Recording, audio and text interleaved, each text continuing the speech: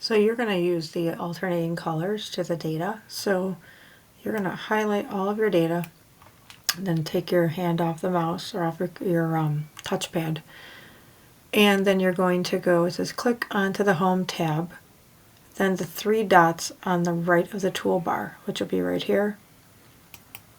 And you're going to format as a table, and then pick the color scheme you want. So I'll pick that one. And then hit OK. Alright.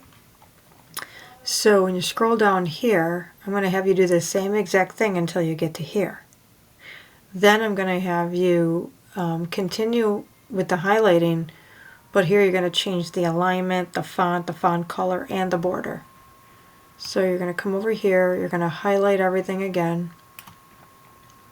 You're going to go to your 3 dots, you're going to format as a table, and then let's, I'll pick this one right here.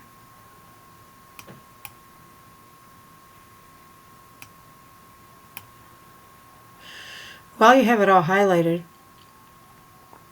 okay, what I want you to do then there is right click, and you're going to choose Format Cells. So now over here I want you to change the alignment, the font, and the font color. So the alignment, we will do it center,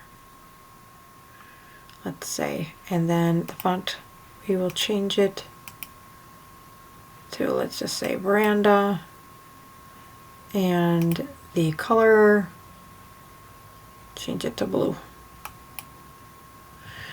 Now understand that you could have done all of this right here from this toolbar, which is what I was kind of telling you. You can change the font, the size, the alignment, all of this right from the toolbar instead of doing that right click with the Format Cell. So there's more than one way to do stuff.